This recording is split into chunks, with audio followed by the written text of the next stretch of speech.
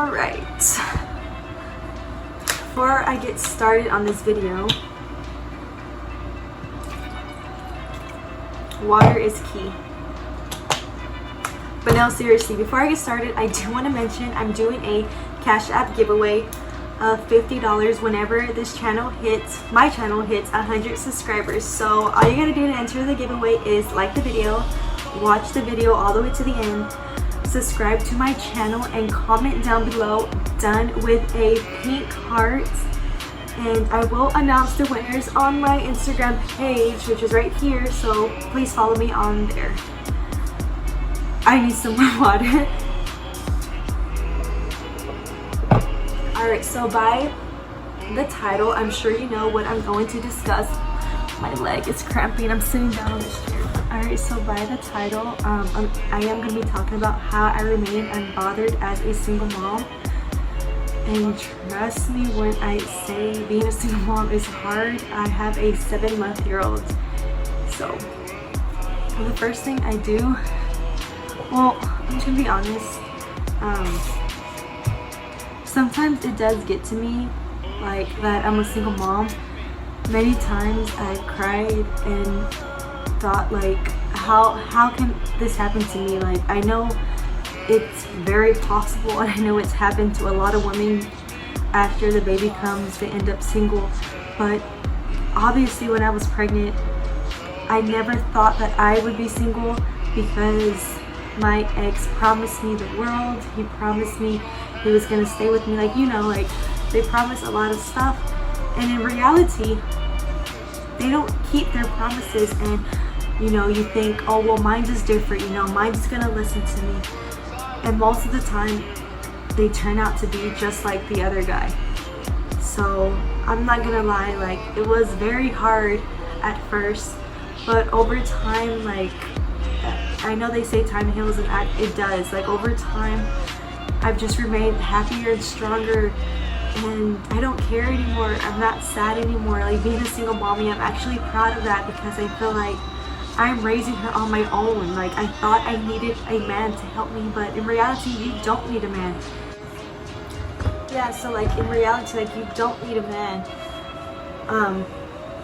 You can do perfectly fine as a single mom. So if anyone out there is just had a baby or just broke up and they have a baby with their baby daddy, just know that life gets better, and I promise you're gonna find someone who treats you better, and you're gonna learn from this experience, and you're gonna know what you want and what you don't want in a relationship.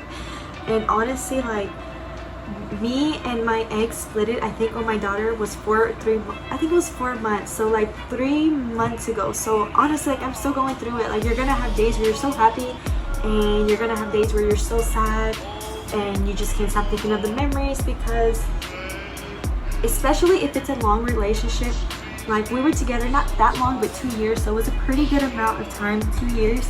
So yeah, they're gonna cross your mind, and you're gonna think of memories, especially because Snapchat reminds us, like, come on Snapchat, it lets you know what you did last year, so that's not fun. Like, I recommend to uninstall Snapchat if you're going through a breakup, so you don't be reminded of your ex.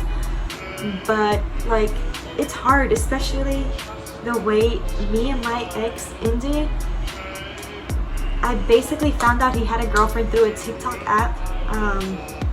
One night, he didn't tell me. He told me, well, I'll just give you like a little rundown of the story. So basically, we had a little bit of issues after my daughter was born, and we broke up. So I moved back home. We had an apartment together that he got for me and my daughter Everly.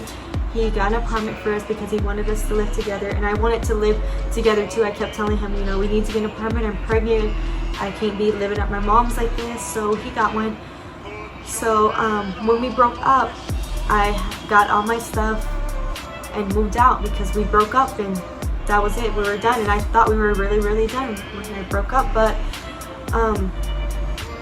in my heart, I didn't want it to be over, since we just had a baby and she was like 3 months or 4 months.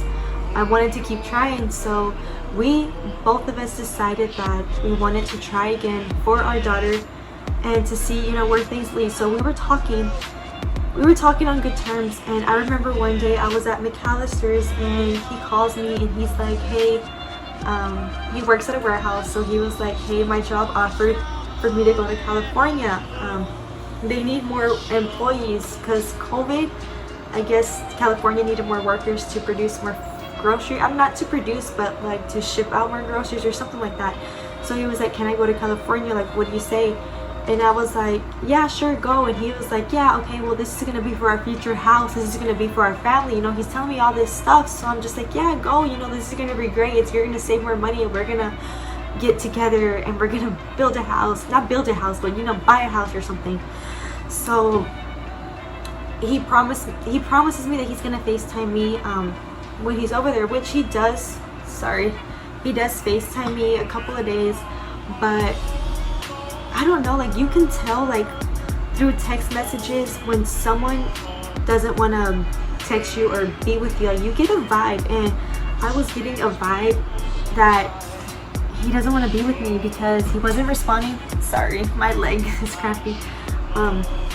He wasn't responding to me, and he was just ignoring me, and I would text him something and he would take like 6 hours or 5 hours or, you know, hours to respond to me. So I was like, hey, if you don't want to be with me, just tell me. Like, I thought we were gonna work it out. That's what we agreed to, you know, like, we agreed that we're gonna work this out for our daughter. All right, so my phone battery is gonna die. So basically, what I found out is that, or what happened was that he ended up getting a girlfriend in California, and I ended up finding out on TikTok, and that's basically it. So I'm sorry that this video had to end short, but I really want to upload it by tomorrow.